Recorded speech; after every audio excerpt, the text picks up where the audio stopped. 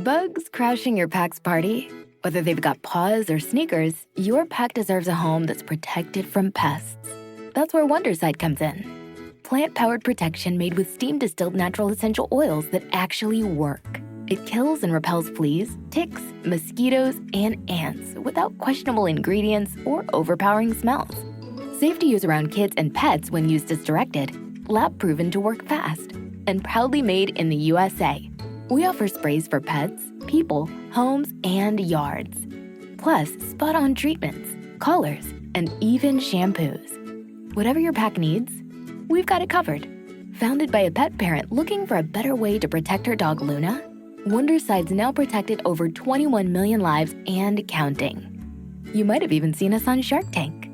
Go to Wondercide.com and use code WONDER20 for 20% off your first order. That's WONDER20 at Wondercide.com. Wondercide. Protect your pack with plant-powered Wondercide today.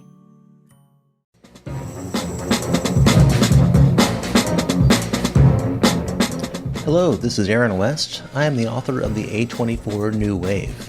In this book, I look at A24's output and I make the argument that we are in a new wave movement right now. A24 plays a major role. This book has a supplemental podcast where each episode is a brief conversation about an A24 related topic, whether an actor, director, or even a genre. As I continue research for the book and conduct interviews, I expect to record podcast episodes with people involved with the company. You can find the podcast at cinejourneys.com or wherever you find podcasts, and we are proud to be members of the Someone's Favorite Productions podcast network.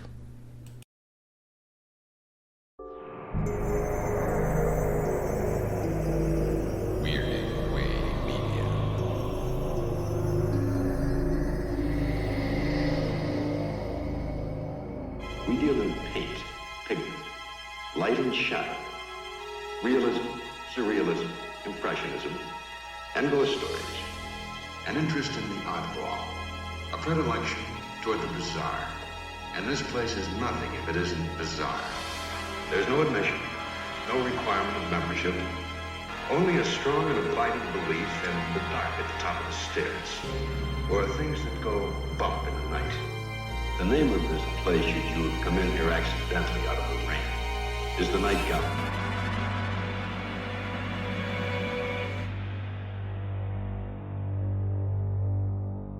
Welcome back, art lovers, to Midnight Viewing, the Night Gallery podcast. I'm Father Malone, and with me here in the gallery are the projection booth's Mike White. I hate spiders. And as always, the Culture Cast's Chris Stashew. I like marmalade wine, though. Who doesn't? And on this episode, we're going to be discussing Night Gallery Season 2, Episode 4, which aired on October 6th, 1971, and was broken into 4 segments. Those are A Fear of Spiders, Junior, Marmalade Wine, and The Academy. I have to say, this episode brings together so many of our other podcasts, Chris. Yes. This is amazing. This is like the Rosetta Stone of Chris and Mike podcasts. It's true. From Theodore Flicker to Patrick O'Neill to Jeff Corey, and Robert Morris even. They're all there, and folks. Wally Cox, and baby. Wally Cox, yeah. Hey, I'm involved in this, gentlemen, because many of these people were also involved with Banachek. It's a Rosetta Stone for all of us, really. It's a weirding way thing, folks. Ooh.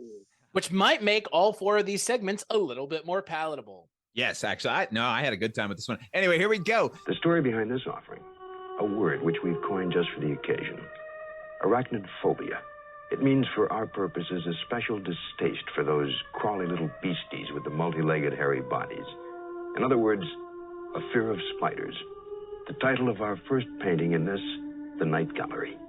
Fear of Spiders. Now, this was written by Rod Serling, based on a short story by Elizabeth M. Walter, and was directed by John Aston, who took over directing duties 3 days before filming was to commence because Sammy Fableman was overworked and didn't want to shoot this episode. Yet Steven Spielberg was initially the director of this particular episode and bowed out, leading Jack Laird to say, "That kid will never work at Universal again."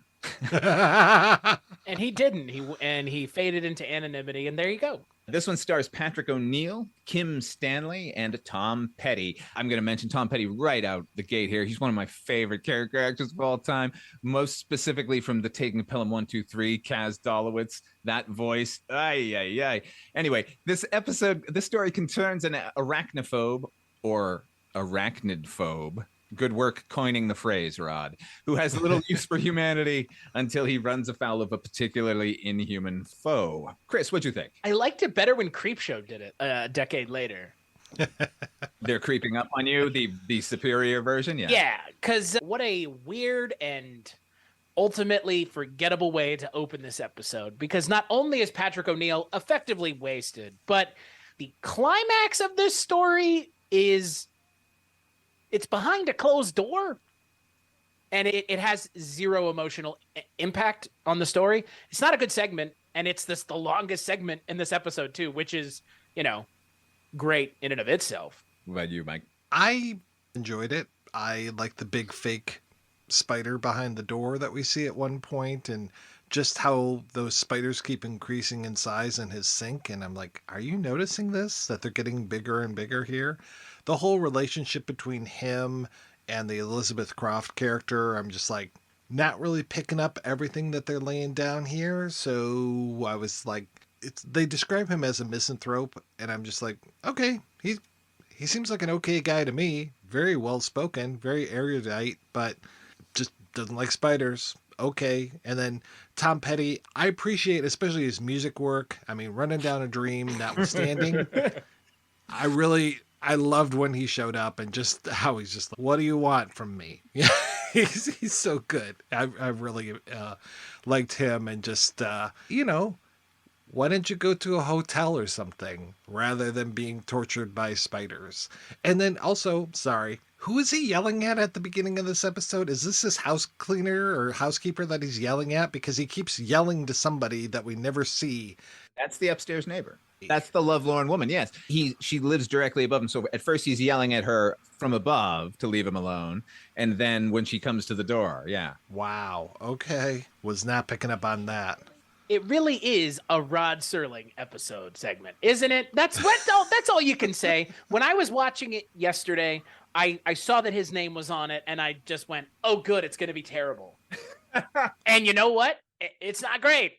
I think I liked it more than you did, but I can't say that I loved this one. What the story that they're telling, I appreciate what they're getting at. Of what I mentioned, like a guy who has no use for people, and he's so absorbed with his work, and he wants to just work, and he can't be bothered by a lovelorn woman or his asshole landlord, and he can't be bothered by anything. Fine, but I completely sympathize with that. Yeah, but at the same time, to what end are you telling a story about his rejection of humanity? Because it doesn't go anywhere.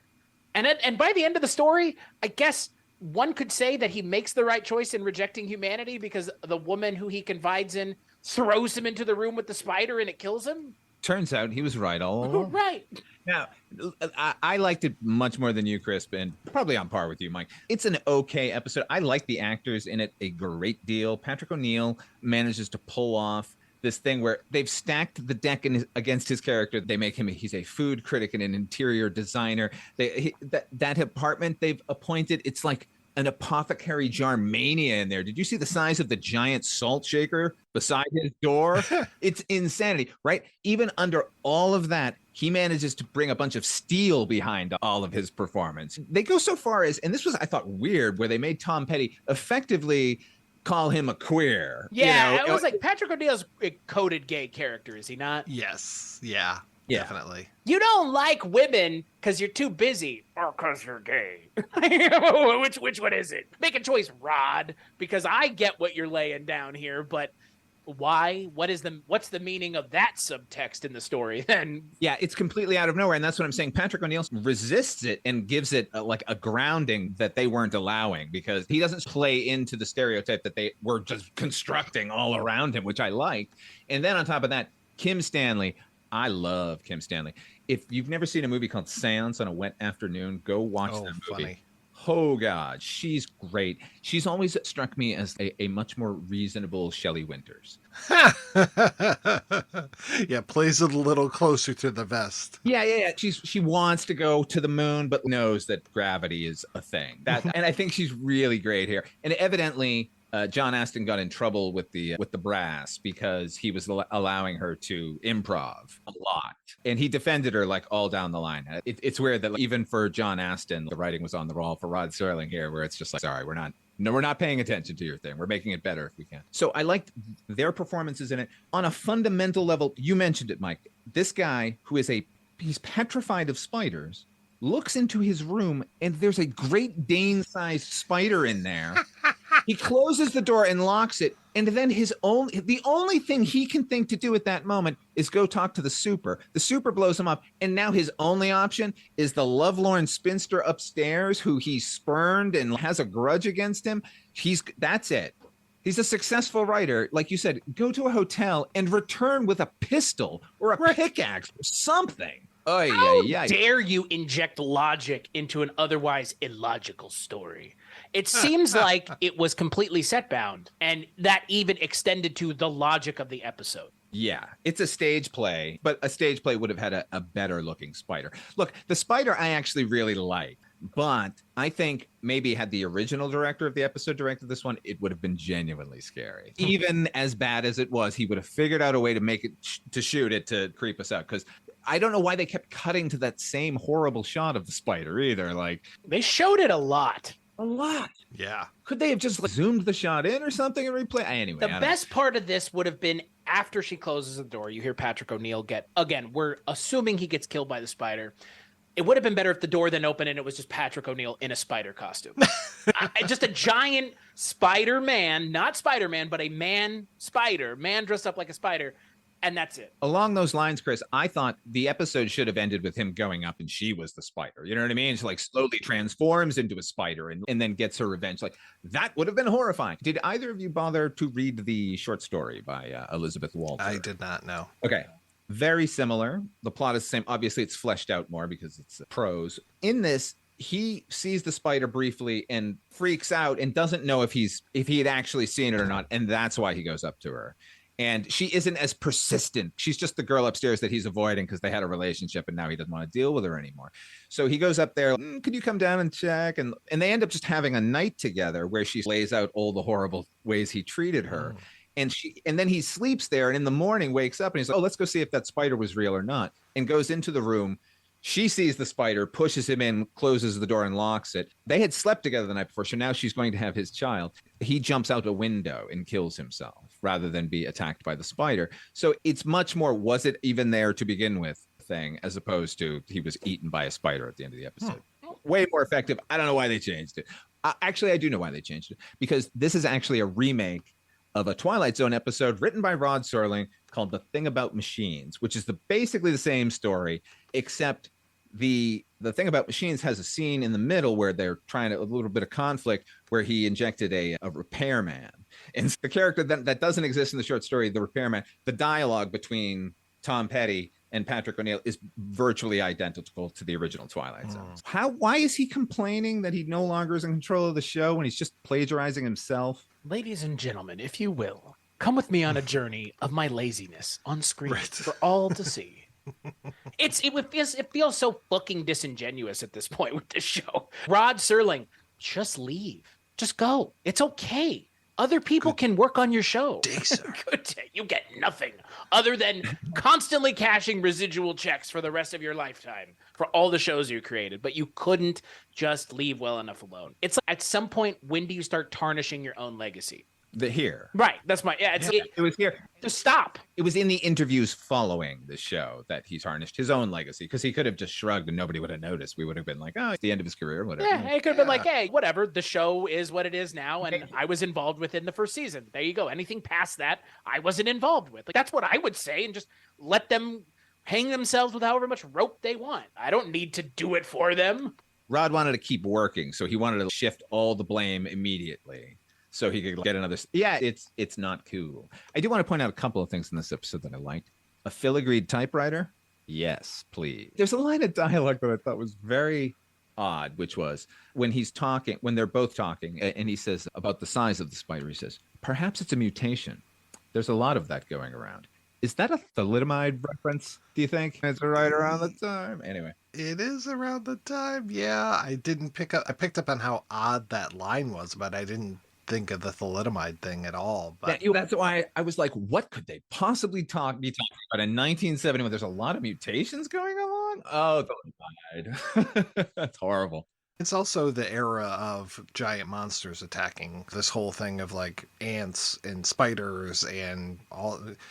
We've already had that in the 50s, but the 70s, the 70s was like a resurgence of the giant monsters are going to get you, because it was radiation in the 50s and now it's environmental revenge in the 70s. Like that movie Prophecy. That was around this time. Yes, it was. Or that Talia Shire thing. Yeah. And the Night of the Lupins. Which was written by one of the writers on this show. I forget who now, but I know it was written by one of them. Good. It shows. I thought they were referencing Spider-Man. Yes. That's what I thought they were referencing, because that's where I come at this show from. Again, Spider-Man would have existed at this time. It's not like it wouldn't have. He absolutely did exist. I don't know that these elder statesmen of the old Rod Serling could give zero shits about anything like that. That's lowbrow entertainment. That's like interviewing Martin Scorsese about Marvel movies today. Pish posh. Not a fake. Stop it. Marty, we got questions for you. Primarily, how do you feel about Marvel films? Not any of the movies you worked on, but how do you feel about movies you will never make? Which people just keep insisting on doing. I don't understand why. Ask him what his thoughts are on TikTok. Yeah. You've been in this business for over 50 years, have made all of these, but yeah, we want to ask your opinions about these stupid trends. And that our next segment, which doesn't get you didn't hear an introduction by Rod Serling because he's petty. This is called Junior, written by Gene R. Kearney and directed by Theodore J. Flicker. Gentlemen, who's Theodore J. Flicker? He's the credited co-creator of Barney Miller, though apparently he wasn't welcome on set. Danny Arnold knew what he wanted and he knew how to get it, and he didn't need no Theodore Flicker's input at all, apparently. But he's got one hell of a career, or had one hell of a career. Theater, sculpture, TV, film as well. So yeah, he had his hands in a lot of stuff. But yeah, we mostly know him, Chris and I, from watching him every single week. We see his name up on the screen for Barney Miller. The three of us share a Theodore Flicker moment. He directed a segment from Twilight Zone 85. That was Act Break with James Coco when he ended up writing all of Shakespeare's plays. Oh, yeah. Nice. That's not a Playboy gag.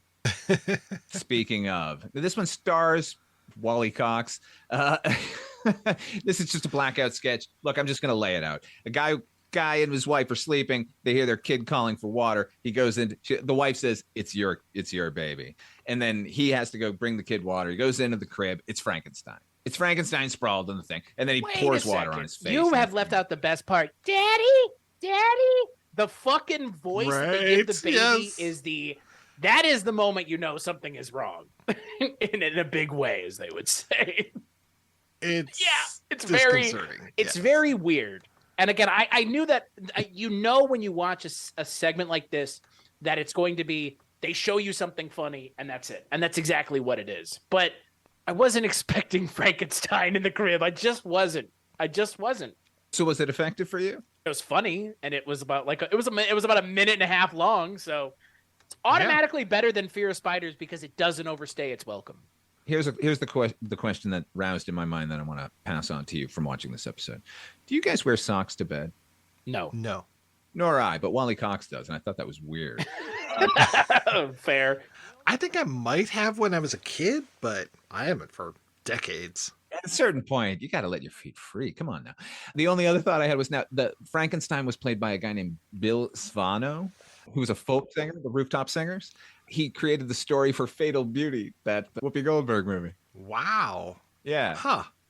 And this is my prayer that if anything came of this particular segment, I hope he spent the rest of the day terrorizing Burbank. The makeup is great for this 30-second shot. And they give him that same gag from Airplane. He has a drinking problem. That's what I thought of when he's like, I was like, oh, okay, Airplane. He's just a baby. He doesn't know how to. He should have given him a sippy cup. That would have been a better joke. Number 3 in the night gallery. We call it Marmalade wine. Look at it, if you will, with gentle and restrained eyes, the way you would look at a maniac in the woods, because that's the story it tells. Hold out your glasses and get ready for a very special nightcap. This segment is called Marmalade Wine, written by Gerald Friedman, based on a short story by Joan Aiken, and was also directed by Gerald Friedman, and stars Robert Morse and Rudy Valley. It's an abstract, impressionist, appointed tale of a man lost in the woods and the man who takes him in. What'd you think, Mike? I love the way that this was shot. That opening with Robert Morse going through that very, let's say, expressionistic setting, and the fake trees and him slipping and sliding and everything. I really like the way that this was shot. The story itself, maybe not so much. It was nice having this little, what was it, Sweet Smell of Success? Or is that the movie that Morrison... How to Succeed in Business. Thank you. How to Succeed in Business Without Really Trying. So having both Morse and Rudy Valley in here. And man, I mostly know Rudy Valley through his singing, not his acting. What a strange guy. Like, even stranger than Robert Morse, who was always just amazing. And I know that we saw him in some Twilight Zone 85 as well. Played Cupid. Yeah. Ye gods. So, ye gods, yeah. I saw the joke coming a mile away as far as the twist of the episode, but I was just, what the hell is going on here? This whole like, oh, by the way, I happen to be able to predict things. I'm like, where did this come from? This is bizarre. And just the way that their dialogue goes, I think I really liked this, even though I was still pretty perplexed by the end of it. How about you, Chris? Yeah, it's interesting. I was watching it yesterday with a friend of mine, and her and I were sitting there watching it, and I didn't know what the twist was. And when there's a scene before the twist, and he's standing there talking to him, he's like, "Oh, you passed out, you were drunk, you're here, give me some more predictions." I was like, "Cut his feet off, right? That's what happened here." And my friend was like, she was like, no, that's not it. And then at the end, he's like, "Cut your feet off." I was like, of course that's what it was. There's nothing else it could have been with something like this. The way that they just... I guess it's in my mind, the reason it was easy to tell what the twist was the way the camera was positioned there in that scene. Just the shot of him standing at the foot of the bed, touching the foot of the bed a lot. Rudy Valley, I don't know. It works almost in spite of itself. They decide to do something very different from what they've done in the show up until this point. Very stylistically different. I think it works. I don't know if it would work again, if they do this weird minimalist thing that they're going for, abstract minimalism, but I like this. I think it also really works because it's obviously clearly a stage play. It's a stage play. And the dialogue is well written. It works rather well, but it doesn't overstay its welcome, which I think is the best thing about any of these kind of... There's like blackout sketches, short sketches, and then everything else. These short sketches tend to work when they don't overstay their welcome and they don't go too high concept. Yeah, this isn't full length. This is actually pretty brief as an episode, but I'm going to echo both of you. It is beautifully shot. This sort of monochrome, abstract, like flats they have, which ordinarily you would just see in like a theater. You don't see it that often shot for film, but when it is, it's always striking. And that's, I think if that had not been the case, had they shot it like traditionally and it looked set bound in any way, shape, or form, I would not like this episode at all. But I think this actually elevates it all, because I had the same questions you did, Mike, which was, this is what I wrote down as my note. I love the set, love the performers. Why the fuck is he lying about it being a psychic? What is he doing there to begin with? What is happening here? Yeah. Then I read the short story. Please fill us in. Joan Aiken's short story concerns this guy named Blacker, who she front loads in. It's a big part of the opening of the story that all of his friends know him as the liar. And that's been his thing, and he's trying to work against it, but like he always needs to like one up someone in a conversation, or like he works for a flea-bitten bottom of the barrel newspaper, like a tabloid, and everyone around him is better, and he's off running down this stupid story and gets lost in the woods and finds this guy and runs into the doctor. And as they're getting drunker, he starts to feel like smaller and smaller and smaller in the face of this guy who's at one point thought to be a genius surgeon. And so he just starts spilling this thing like, "Oh yeah, I used to be psychic when I was a kid. I had moments and whatever." And then it leads to this. We don't get any of that here. We just get a guy. Which is why this wouldn't have worked if it hadn't been shot so well. Exactly. If this was the script that they were using, then this is the only way to save it, is to do this thing with the way that they had shot it, because none of it makes any sense. Now, having said that, I really liked it. All of those little problems can be papered over if you have absolutely charismatic leads, which we do here, and the filmmaking is confident and has an actual vision. And the other thing I want to say is, as horrific as the situation ends up for Robert Morris, I have no doubt in my mind that he could easily overcome Rudy Bell. Like, easily. Well, but that's the thing about this versus the short story.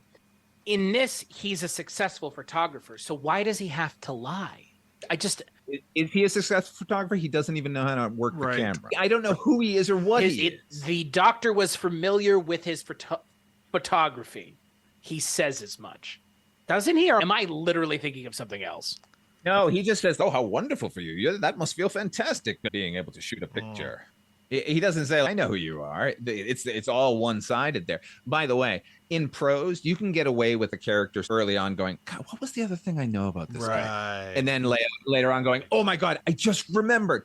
You can't have a character asking himself out loud over and over, "Where is it I know this guy from?" He laid out the guy's entire biography to him, and he's like, "You didn't follow up? You just stopped caring after learning everything else about him?" He doesn't know the one thing he needs to know. Okay, the one singular piece of information he needs to know. He doesn't remember it until he's halfway to being tusked by the guy. So yeah, it's still fun. It's still good. I know, but there are problems. The other thing I wanted to point out is the painting at the beginning of this one. Tom Wright, I just want to mention him. He does all the paintings.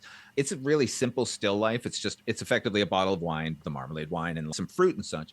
But apparently his motivation for just making it a still life was because that's how the character ends up, which I think is really cool. That's fair. I think this is a good short segment. It works in spite of the kind of... Harold Freeman, we've seen him do at least 2 things before, if memory serves, because I want to say he did Room with a View, that really odd one where it's the guy looking down, the whole cuckolding thing. He did the Flip Side of Satan one from the last time that we spoke. He's going to do at least 1 or 2 more coming up here. But this was pretty early in his filmography. This was like, he had just done a couple episodes of TV before this, but he's going to go on to do A Cold Night's Death, which is a really fascinating TV movie and kind of predates a lot of stuff from The Thing. I remember watching that when I was doing an episode on The Thing just to see what this is. And then Chrissy ends up doing a couple X-Files later, very late in his career. Again, this episode, it's weird. This episode has a lot of, and we're going to even talk about it with the next segment. It has a lot of ties back to stuff that we have spent lots of time talking about or referencing on things that we've talked about. A small item for the pedagogues amongst you. A little something to be found in the drawer alongside the old school ties. A picture, if you will, a very special school where the students don't matriculate, but rather are marooned. Where the scholars are not enrolled, but rather sentenced.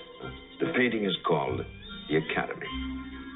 The final segment of this episode is called The Academy. This one was written by Ron Serling, based on a short story by David Ely, who is the author of Seconds, which was adapted into a film featuring Jeff Corey, and directed by Jeff Corey. Now, guys, the second season of Night Gallery, I've been trying to spotlight a few people who are behind the scenes or in front of the scenes. In this case, it's actually Jeff Corey I want to talk about. So Jeff Corey, he was a stage actor, television actor, film actor in the 1930s. The war comes, he enlists in the Navy, where he's stationed on the Yorktown, and he's a motion picture combat photographer. He wins a citation from the Navy for, quote, his sequence of a kamikaze attempt on the carrier Yorktown, done in the face of grave danger, is one of the great picture sequences of the war in the Pacific and reflects the highest credit upon Corey and the U.S. Navy Photographic Service. I watched the footage. It's bananas. He's standing on the deck of an aircraft carrier that is being strafed and kamikazes attempting to crash into it. And he does not flinch, and the shots are beautiful. Wow. Okay, so what a patriot, right? I know what's coming. Yeah. House Un-American Activities Committee pulls him up because he had at one time been a flirtatious member of the Communist Party. He refuses to name names and is blacklisted for a decade. During that time, however, he starts his own professional actors workshop, is what it ends up being called. Even though he can't appear on screen, all of the studios are sending him people to get them trained so they can be. So he's still being utilized. But some of his students, just randomly here, James Dean, Rita Moreno, Peter Fonda, Jane Fonda, Kirk Douglas, Leonard Nimoy, Jack Nicholson, Robert Towne, Robin Williams, and not a great actor, but Corey's best friend, Pat Boone, also a member, and I'm bringing him back because Pat Boone is one of the stars of this episode. It stars Pat Boone, Leif Erikson, and Larry Linville, and it concerns a father evaluating a military academy for his son's potential enrollment.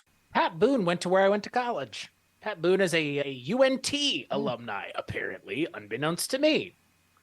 Also a massive, from the sound of it, not a person I would think either of us, any of us would want to spend any amount of time with, but that's fine because he plays that role in this perfectly.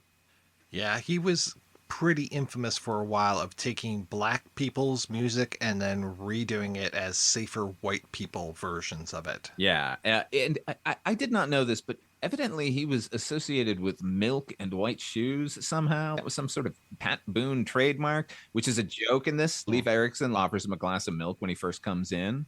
Apparently that was a nod and a wink, I guess. All I thought when he offered him the glass of milk was, my God, you're grown men. Put that milk down. I thought it was, you're both grown men. Split that milk together with 2 straws. It's an interesting segment only because I feel like the twist is pretty obvious from the moment you see anyone other than you don't even you see some younger people, but then it's pretty apparent the moment they walk into that first room, all the people there are essentially adults. And it's okay.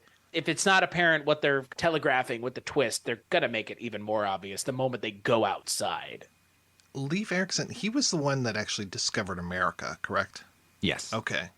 This guy, the one we saw in this episode. Yeah, yes. He was the son of Eric the Red, I think. I believe that is true. Okay, all right. True fact, which I found odd, is that he divorced Frances Farmer the same day he married Margaret Hayes. That is a fact. Signed that divorce paperwork and then just turned right around and on to the next. Married somebody else. He doesn't even need another pen. He's going to use the same pen. Exactly. Jeff Corey also is in Barney Miller, Mike, by the way. Yeah. Just recently. Like, literally, I think we just talked about it. With is he playing a ex-con who can't hack it in the real world, I think? That's right, yeah. Hey, and Larry Linville was in The Night Stalker, and then he was in Kolchak, The Night Stalker, and Chopper. That's right. Yeah. 2 roles. Yeah, he was that doctor character in one, and and a police. He wasn't a captain. He was like a low-level policeman, if memory serves. Evidently, the casting director here on Night Gallery, who cast Larry Linville, would eventually go on to cast MASH, and that's how he got that. He was perfect in that role. He was wonderful as Frank. Major Frank Burns.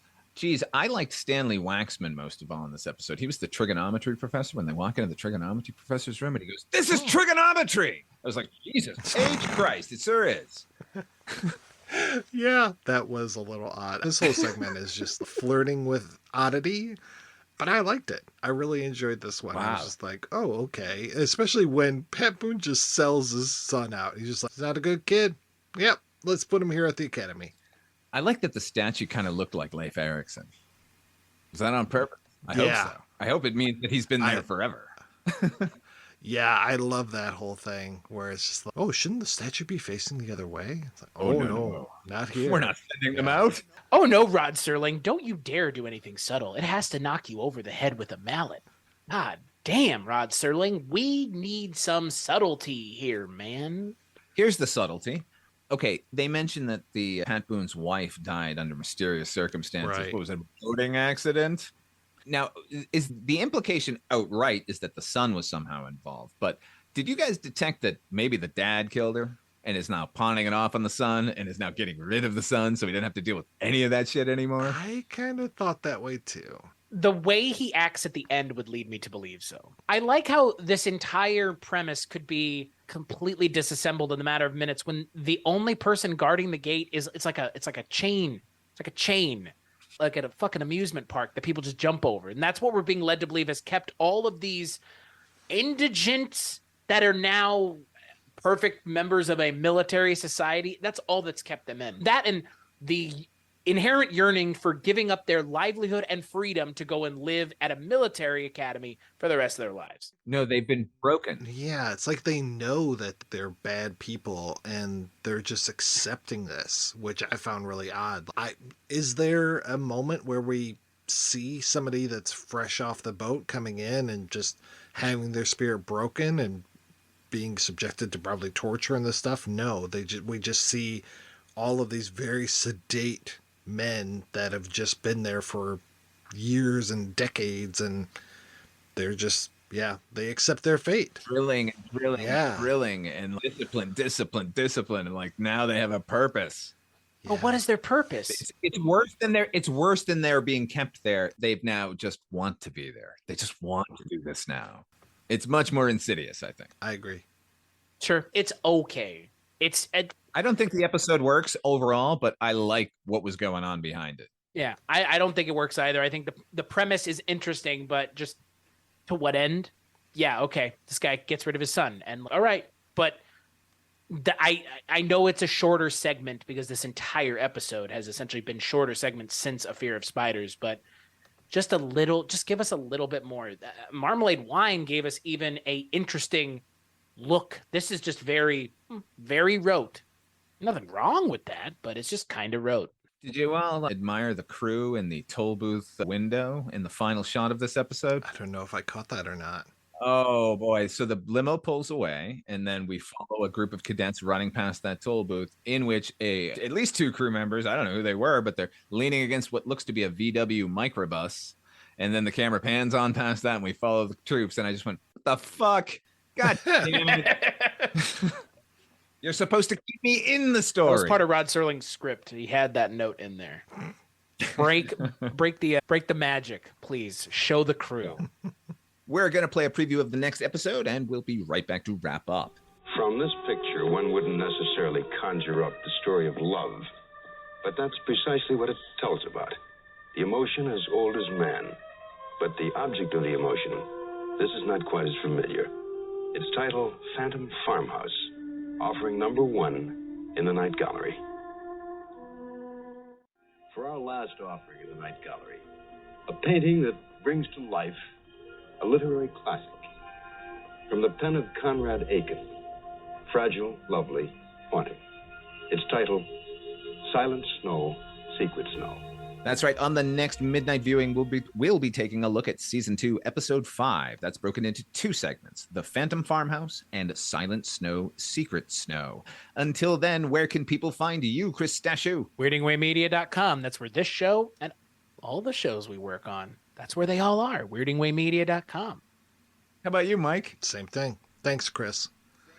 Thanks. You just stole my whole thunder here, Chris. Gosh. Sorry. All of us. All right. Until next time, ladies and gentlemen, the gallery is closed or something. That's a sign off.